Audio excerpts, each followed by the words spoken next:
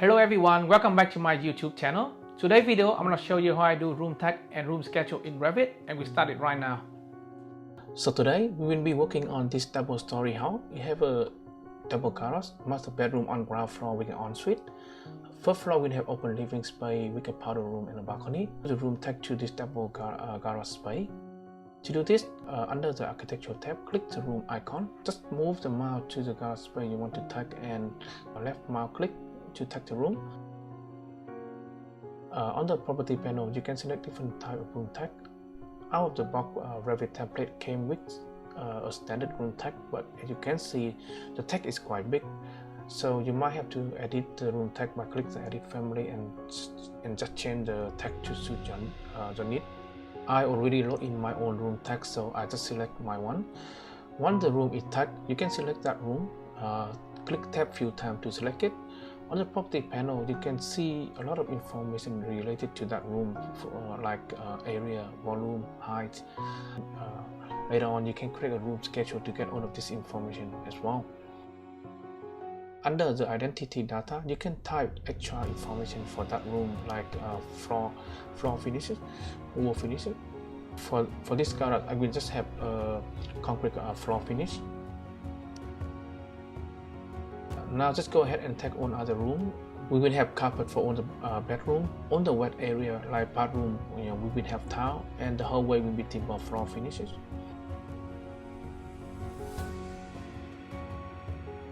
I have an open laundry in garage, so I will need to separate this area into two. To do this, just click the room separator and draw the separation line.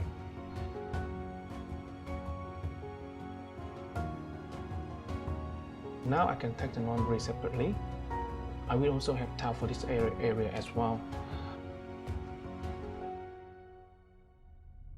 Next step, you can use the color fill legend under the annotate tab to generate a better looking floor plan. Drag the color fill legend into your plan view. At the moment, there's no color scheme assigned yet. So click edit scheme, category, select room, and under the color you can let's try room name. Revit will automatically generate a new color fill for each room. You can always change this color to your liking.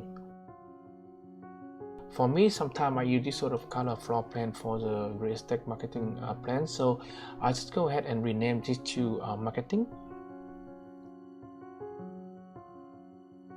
For all of my documentation, I will just create new color scheme, and I will choose floor finish this time. All the color will be maybe light or dark gray, depending on what you want. And then I will just change all of the fill pattern to match each of the floor finishes, and click OK. And now I have a new floor plan with all the floor hatching.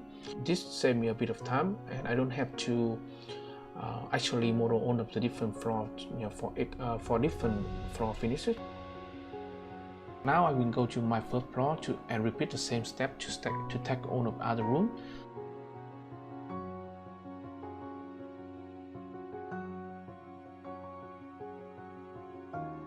Apply the color scheme and select the new document color scheme I just created to get all of the floor hatches.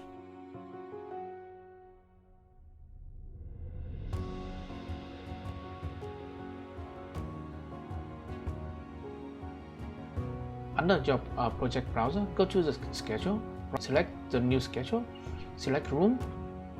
I will select name, as in room name, floor finish, and area.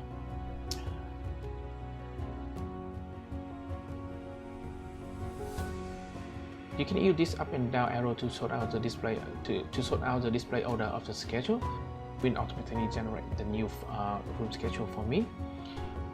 If I want to add more element to my room schedule, I can just go edit my room schedule and add in, for example, add in my new level here. If you find that your room schedule, all the text a little bit too big here and there, you can always change this as well. Edit the schedule, and then under the appearance, you can always change the text size to suit your need. Alright guys, so this is the end of my video. I hope you guys learned some good tips and tricks today. If you like my video, don't forget to like and subscribe to my channel so you won't miss out any of my next video. If you want me to cover any new topic in the future, leave a comment below and I see what I can do for you. For now, goodbye and I see you in the next video.